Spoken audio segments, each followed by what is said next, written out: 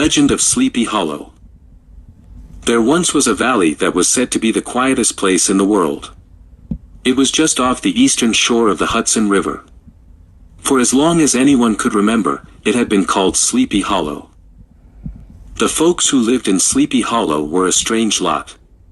They heard voices and saw strange things.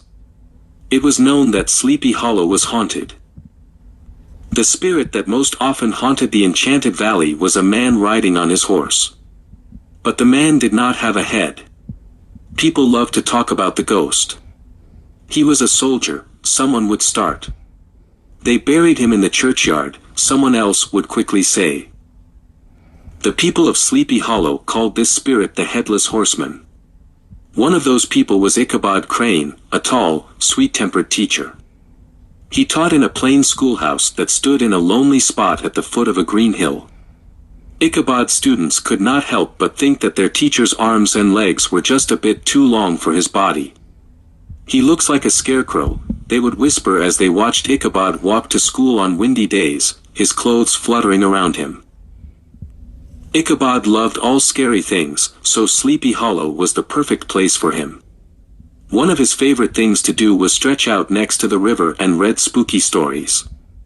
The only thing that Ichabod loved more than a scary story was a young lady named Katrina Van Tassel. Katrina was one of Ichabod's music students. She was known throughout Sleepy Hollow for her beauty. "I am only a schoolteacher," Ichabod would say, "but I know I could make her happy." The only man who Ichabod worried might hurt his chances with Katrina was Brom Bones. With a burly frame and broad shoulders, Brom was a threat to the gangly Ichabod. He was known throughout Sleepy Hollow for his strength and his great skill in horsemanship. "Oh, Brom Bones," the women would say. "He is so strong and brave." Wherever there is a fight or a party, the men would chuckle, "Brom isn't far behind." Although Katrina showed interest in Brom, Ichabod would not give up. "I shall not lose," Ichabod thought. He went about courting the lovely Katrina, visiting her home, and taking her for long walks in the moonlight. Brom became jealous when he found out that Ichabod was also seeing Katrina. Brom found ways to make things difficult for the young teacher. He began playing practical jokes. One night, he went into the old schoolhouse and turned everything topsy-turvy. Brom always tried to make Ichabod look silly in front of Katrina. One autumn afternoon, a messenger arrived at Ichabod's schoolhouse to give him an invitation. "What is the invitation for?" asked his students curiously. "Why, it is for a party tonight at the Van Tassels," replied Ichabod. He knew that this was his chance to sweep the fair Katrina off her feet. "She will forget she ever met Brom Bones," he exclaimed. The classroom was abuzz with excitement. Ichabod even agreed to dismiss his students a full hour early. He needed time to primp. After the students burst out of the schoolhouse doors, Ichabod began to groom himself for the big event. He combed his hair, studying his reflection in a mirror that hung in the schoolhouse. Finally, Ichabod stepped back and looked at himself. "Perfect," he declared. Ichabod proudly mounted his horse like a knight in search of adventure. But he was far from being a brave knight. The horse he rode to the Van Tassels was not even his own. It was an old plow horse with a tangled mane. It was a strange sight to see Ichabod riding an old horse. His elbows stuck out like grasshoppers' legs. His arms flapped about like wings. As he rode, his black coat fluttered around him in the wind. Ichabod was confident when he walked into the party. But his shoulders dropped a bit when he saw his rival, Brom Bones. He was in a corner with some people. Brom had arrived on his favorite horse, Daredevil. Daredevil was just as mischievous as his owner, no one had ever been able to tame him. Ichabod could hear Brom's booming voice. "And then I lifted all 5 men with one hand," Brom bragged. Ichabod sighed. Would Katrina really choose him over Brom? Suddenly music floated throughout the manor house and the guests began to trickle into the ballroom.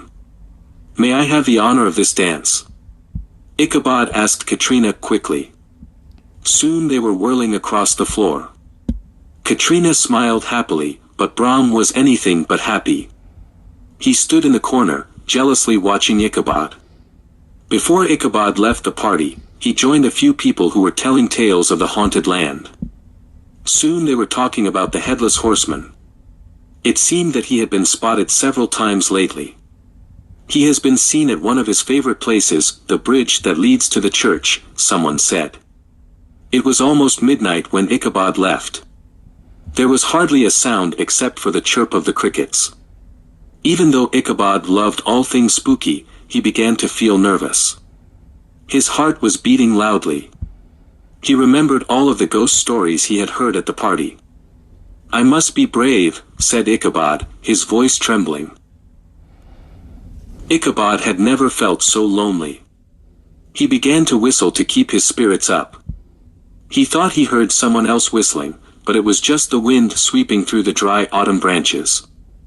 Suddenly, Ichabod jumped in his saddle.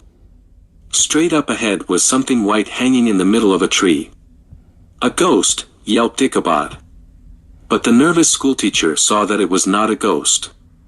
The tree was only white where it had been struck by lightning. Ichabod was almost at the very spot where the headless horseman had been seen.